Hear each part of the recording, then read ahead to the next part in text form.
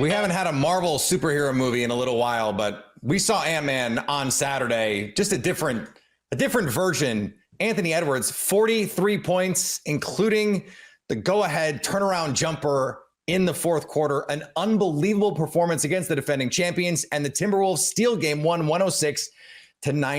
Ben Beecken from Locked On Wolves joins me now. And Ben, we're running out of superlatives to give Anthony Edwards. How do you best sum up what we saw on Saturday night?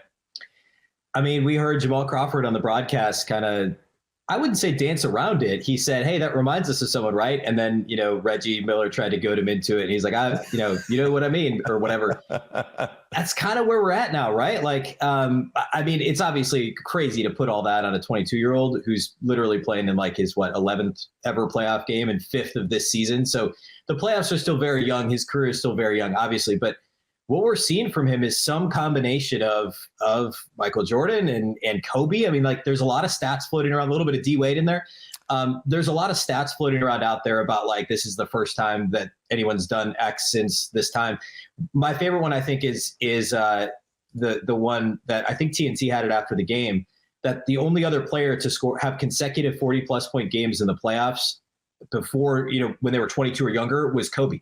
And he did it. He scored 40 in the clincher, the game 4 against Phoenix, and 43 in game 1 against Denver. And he had 36 in the game 3 against Phoenix too. So, and over 50% shooting all 3 of those games. So what we're seeing, we're running out of other ways to describe it. And it's really crazy how quickly it's happening too, because he wasn't this even earlier this season, right? Like, there's levels that he's achieving even just within this current season.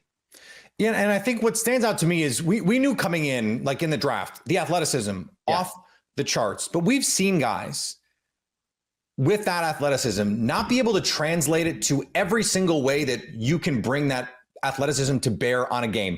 Defensively, key rebounds, steals, those hustle plays. I mean, maybe the best play of the game from Anthony Edwards was a block on Michael Porter Jr., just an unbelievable play, fully extended on a guy 6'11". Like, his ability to do it defensively, just whatever the team needs in those moments. This was the question with him, right? Can he go to this level in the postseason against the best competition when you need the best guy on the floor most times to win these playoff series? Yeah, and the block, that's a great point. And that reminds me of his best play of the season. I mean, everybody remembers the dunk over John Collins when he dislocated his finger on John Collins' face. Like, I do remember that. Unforgettable. But his best play of the season in terms of consequence, time of game, et cetera, was the game-saving block against the Pacers when he hit his head on the underside of the backboard. He came out of nowhere and launched himself through the air, blocked a shot. I think they won by 2, so I guess it would have been a game-tying bucket if he hadn't blocked it. He had 44 in that game. And also, going back to the intangibles, that was the first game without Karl-Anthony Towns. When Cat hurt his knee, he had played the game prior. This is the first game with no Cat. And so there were real questions of, can the Wolves hang in the top 2 or 3 in the West with no Karl-Anthony Towns for 3, 4, 5, 6 weeks? And that was almost Ant's way of saying, like, hey, I can take over the game at both ends of the floor. And what we've seen since then is just an incredible display on both ends of the floor. And that intangible, that, everything else that is so hard to quantify, but when you see it. And it's, like maybe young LeBron had some of the same charisma, some of that stuff. But the combination of all of the above is what's so unbelievable, and that it's happening, and he's 22, because the team truly believes in him. I mean, Mike Conley said in an interview on TNT the other day that he reminds him of Michael Jordan. Like, you don't see current players saying stuff like that.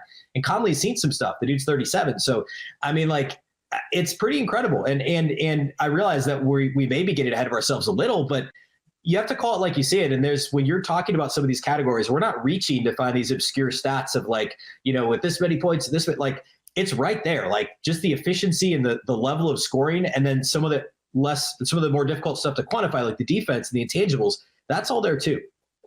Yeah, I thought just the moment in the postgame when Anthony Edwards tells Karl-Anthony Towns to stop the silly fouls, and those conversations, he didn't use the word silly.